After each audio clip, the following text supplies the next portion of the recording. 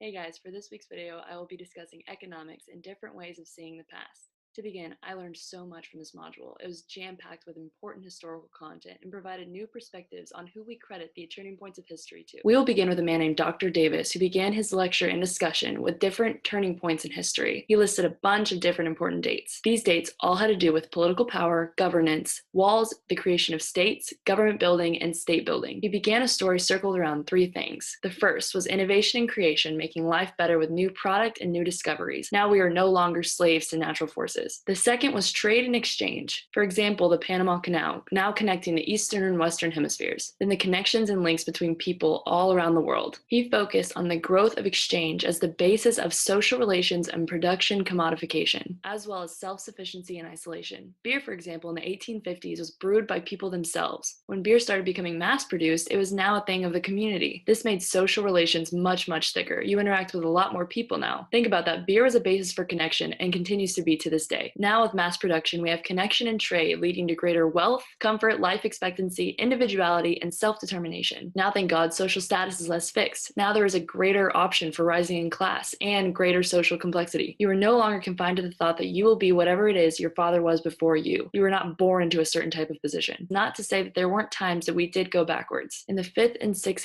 AD, there was a collapse of several of the world's major civilizations. This was due to a collapse of long-distance trading in most of Eurasia. This led to a decline of intellect and of culture, resulting in a decline of opportunities. Another example is in the 14th century, with widespread war and conflict from 1322 until 1450. This also led to a decline of living standards and a decline of 40% of the world's trade. This again happened in the 17th and 18th century. 1960s when we finally reached our level of world trade again. The big question is, what are all these periods associated with? It comes down to three things. First is global cooling. The agriculture goes into decline, resulting in mass epidemics. The second is wars, more frequent and a lot more devastating. And the third is the rise of the political entrepreneurs, such as Hitler. Think about how the world was shaped by entrepreneurs, just as much as it was by politicians, kings, and generals. Makes you want to be informed of what is going on in the world of startups, because innovation, no matter what kind or where, will spread and affect the rest of the world. And to focus on the economic basis of culture, we will begin with Marxism, founded by a man named Karl Marx. Marxism is summed up in the Encarta Reference Library as the theory in which class struggle is a central element in the analysis of social change in Western societies. Marxism is the antithesis of capitalism, which is defined by the Encarta as an economic system based on the private ownership of the means of production and distribution of goods, characterized by a free competitive market and motivation by profit. Marxism is a system of socialism, of which the dominant feature is public ownership of the means of production, distribution, and exchange. Marxists recognize that there is a correspondence between the economic and sufficient conditions. Marxists also recognizes the division of labor. The division of labor is the separation of work process into a number of tasks, with each task performed by a separate person or group of persons. It is most often applied to systems of mass production and is one of the basic organizing principles of the assembly line. So this splitting of tasks was a key to economic progress by providing a cheaper and more efficient way to distributing and producing goods. Each person is working equally as hard for the final product. No one is credited for the entirety of the product itself. This thought process was an important aspect to the Industrial Revolution. Now, instead of having to focus constantly on the necessities of life, you have money to spend, a surplus, to spend on things such as theaters. It's funny that we credit the biggest impacts made in history are from kings, politicians, or generals, when entrepreneurs have vastly influenced our entire lives. They are the ones to credit for our advancement and our evolution. Thank you.